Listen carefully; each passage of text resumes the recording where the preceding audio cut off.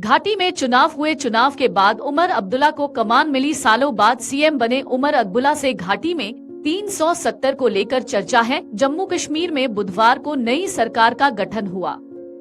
धारा 370 हटने के बाद बने नए केंद्र शासित प्रदेश के पहले सीएम के रूप में उमर अब्दुल्ला को एलजी मनोज सिन्हा ने शपथ दिलवाई। सुप्रीम कोर्ट में गुरुवार को कुछ ऐसा हुआ जिसके बाद घाटी के लोगों में प्रदेश को पूर्ण राज्य का दर्जा मिलने की उम्मीद जगी है।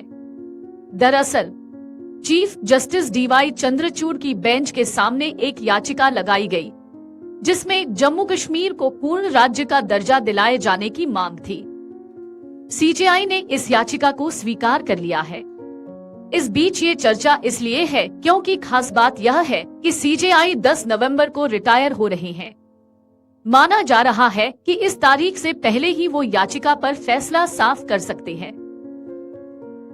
मतलब साफ है कि सुप्रीम कोर्ट ने इस याचिका को सुनवाई योग्य माना है। अब देखना होगा कि इस याचिका पर सीजेआई की बेंच क्या फैसला करती है।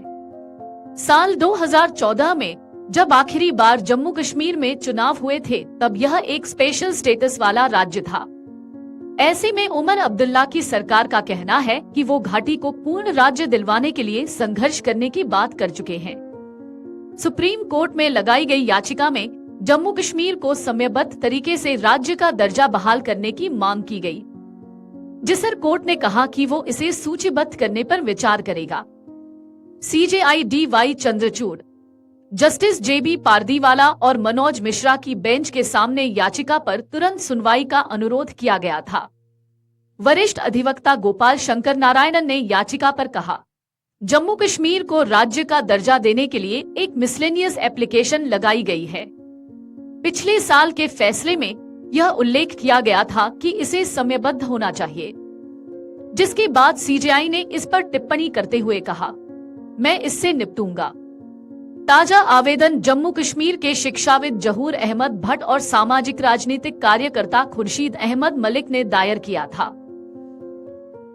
बता दें कि 11 दिसंबर 2023 को एक ऐतिहासिक फैसले में सुप्रीम कोर्ट ने सर्वसम्मति से संविधान के अनुच्छेद 370 को रद्द करने को बरकरार रखा था, जिसने 2019 में तत्कालीन जम्मू कश्मीर राज्य को विशेष दर्जा दिया था और आदेश दिया था कि सितंबर 2024 तक वहां विधानसभा चुनाव कराए जाएं।